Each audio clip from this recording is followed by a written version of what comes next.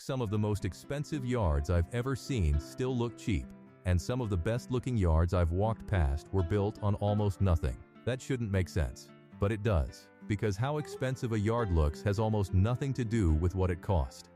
I've seen $12,000 shapes that read as flat and generic from the street, and $900 yards that make people slow their cars down. The difference comes down to a handful of design decisions, and most homeowners get at least 3 of them wrong without ever knowing it. Today, I'll show you 7 of those mistakes. One almost everyone makes with mulch, one that makes expensive plants disappear completely, and a final one that instantly dates an otherwise beautiful home. Every single one has a cheap fix, and a few of them are completely free. Let's start with number 7. 7. Tiny plants against a big house. Walk through any newer neighborhood and you'll see it. A 2-story house with a row of little green meatballs along the foundation, each one about knee-high. The owners spent real money on those shrubs, picked them out carefully, watered them all summer, and the house makes them look like an afterthought. Most of those homeowners feel it every time they pull in. Something's off. They just can't name it. Here's the design problem. Scale. Your eye compares everything in a yard to the house behind it, automatically, instantly. When the plants are tiny and the wall is huge, the whole property reads as unfinished, like furniture that's too small for the room. It doesn't matter what the shrubs cost. Small plants against a big house make both look wrong. The fix isn't buying bigger plants. That's the expensive answer. It's building height in layers, a small ornamental tree or tall grasses at the back corners of the beds. Medium middle, low plants in front, 3 heights, and suddenly the planting holds its own against the house. You can build that top layer with a $40 clump of tall grass. You don't need a $400 tree. And once it's in, stand at the curb and look again. The house doesn't tower over the landscape anymore, it sits in it. That's the difference between a house with plants and a home with a landscape. That's mistake 1, and it's the easiest to spot. The next one is hiding in plain sight in almost every yard on your street. 6. Too much exposed mulch. Somewhere along the way, homeowners started treating mulch like it's the landscaping. Giant beds, freshly mulched every spring, with 4 little plants floating in an ocean of brown. It happens for an understandable reason. Mulch is the one thing that looks instantly better the day you spread it, so it becomes the yearly ritual while the planting never catches up. Mulch isn't decoration. It's the background that makes everything else stand out. When the background takes up 80% of the bed, your eye reads the whole thing as empty. And empty beds read as they ran out of budget, even when the opposite is true. That's the strange part. People spend hundreds a year refreshing mulch that's actively making the yard look cheaper. The fix is coverage. Fill those beds until plants touch, or nearly touch, at maturity. And you don't need to buy your way there. Most perennials can be dug up and divided every few years, which means the plants you already own will fill that space for free if you give them 2 seasons. Hostas, daylilies, ornamental grasses, they all split into 2 or 3 plants apiece, and they don't mind at all. A full bed with cheap plants beats a sparse bed with expensive ones, every single time. One more thing while we're here. If a bed is genuinely too big to ever fill, shrink it. Cutting a bed down and returning part of it to lawn costs nothing, and a small full bed will always look better than a large empty one. Empty space isn't wasted space, but empty mulch is.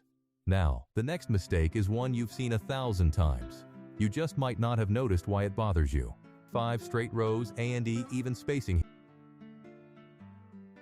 Here's what builders do. They take 5 identical shrubs and plant them in a straight line, exactly the same distance apart, like buttons on a shirt. It's fast, it's tidy, and it's the single most recognizable mark of a yard nobody designed. The reason it reads as cheap is that nature never does this, and your eye knows it. Perfectly even space is installed by the hour. What reads as expensive is the opposite. Plants in odd-numbered groups, 3s and 5s, clustered tighter and staggered off the line. Large groups always beat scattered plants, and curves feel designed while straight lines feel installed. The fix costs nothing but a shovel.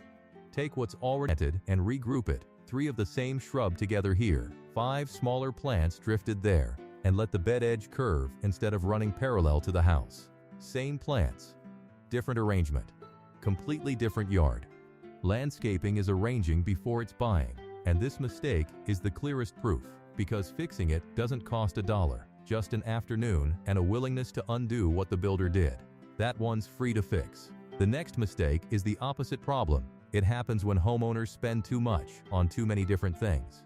For too many different materials, this one shows up in yards where the owners clearly care.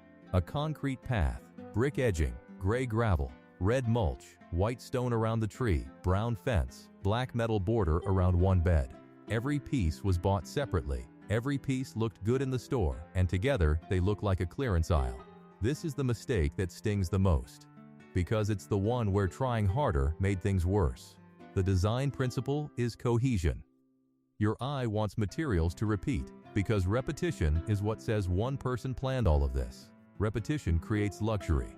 When every surface is different, the eye bounces between them and never rests. And a yard where the eye can't rest never feels calm, no matter how much it cost. Simplicity often looks more expensive than complexity. The fix: pick 3 materials, 1 mulch, 1 stone, 1 edging, and use them everywhere. Don't add.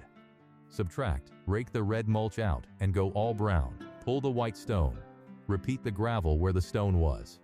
Most homeowners rake by removing things, which might be the only landscaping project that pays you back in leftover materials. And when it's done, the yard won't look like less. It'll look like someone finally vision. By now, you've probably noticed that none of these mistakes are really about money. They're about knowing what to look for. That's exactly why I created the Smart Homeowners Garden Guide. It helps homeowners avoid expensive landscaping mistakes and make design decisions that improve curb appeal without overspending. If you're planning to upgrade your yard this year, you'll find it linked in the description below. Alright, the last 3 mistakes are the big ones, and the next one ruins even million-dollar homes. 3. No focal point. I've stood in front of $50,000 landscapes that made no impression at all, and here's why. Everything was equally important, so nothing was. Nice plants everywhere, nice materials everywhere, and nowhere for your eye to go first. Ask someone to describe a yard like that an hour later, and they can't. It photographed well and registered as nothing. Every yard needs somewhere for your eye to land. That's what a focal point is. One element that wins. A specimen tree, a large container, a bench, an arbor. When it exists, the whole yard organizes itself around it and feels intentional. When it doesn't, even beautiful plantings read as expensive wallpaper. The eye follows contrast. And if nothing stands out, nothing gets remembered. The fix can be one move. One small ornamental tree placed where the sightline from the street naturally lands. One oversized pot at the bend of a path. You're not adding more, you're promoting one thing above everything else. And if you're not sure where it goes, stand at the curb and notice where your eye wants to stop. There's always a spot, usually just off-center from the front door, where the view feels like it's waiting for something. Put it there, and everything you've already planted starts working for it instead of competing with it. The next mistake only shows up after sunset, and it's the one people spend the most money getting wrong. 2. Lighting that points at nothing. Drive through any neighborhood at night and you'll see 2 kinds of yards. The first has 20 solar lights lining the driveway like a runway, every one of them dim, blue, and pointed at grass. The second has maybe 4 lights total, and it looks like a resort. Same street, similar budgets, completely different feeling, and the first homeowner usually spent more. The difference is what the light touches. Runway lighting illuminates the ground, which is the least interesting thing you own. Good lighting picks targets, up into a tree, across a textured wall, onto the front door. Light what matters, not everything. A single uplight in one tree does more after dark than $100 of path lights, because it creates height, shadow, and drama. The branches throw patterns, the canopy glows. And suddenly the yard has a nighttime version of itself instead of just disappearing at sunset. The fix is cheap because it's about placement, not quantity. Take the lights you own, cut the number in half, and re-aim them. 1 or 2 up into your best tree, 1 washing the house wall, 1 near the entrance. Warm white bulbs only. Cool blue light is the fastest way to make a warm home feel like a gas station. Which brings us to the final mistake. It's the first thing every visitor sees, and it's where beautiful homes lose the whole game. 1. The front entrance loses the competition. Here's the mistake that instantly dates an otherwise beautiful home. The front door loses. The yard has plants, lighting, edging, maybe thousands of dollars of work, and then the entrance itself is a faded door, an empty porch, a mismatched pot from 3 summers ago, and house numbers from 1987. Guests won't say anything. but they feel it in the 2 seconds before they knock. The front door should always win the competition for attention. It's where every sightline ends, it's where every guest walks, and it's the one spot your eye checks to decide whether a home feels cared for. When the entrance is tired, the whole property inherits that feeling, and no amount of landscaping around it can override it. When the entrance is strong, it forgives smaller sins everywhere else. The fix is the cheapest one in this entire video, a can of paint in a deep, saturated color. Modern house numbers. 1 pair of matching pots. Matching, because on an entrance, repetition reads intentional and mismatched reads as clutter. All of it together is under $100 and one Saturday. Then stand at the curb one more time. Your eye goes straight to the door now, the way it was always supposed to, and everything else in the yard falls in line behind it. If you only do one thing from this video, do this one. 7 mistakes.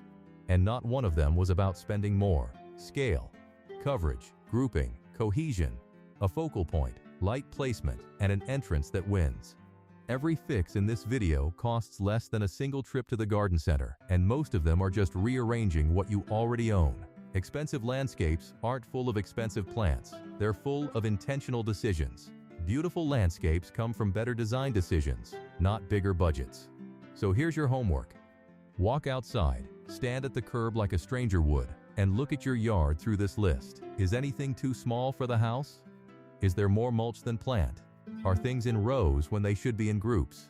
Is your eye landing anywhere, and after dark, is the light touching anything worth seeing? I promise you'll spot at least one of these 7.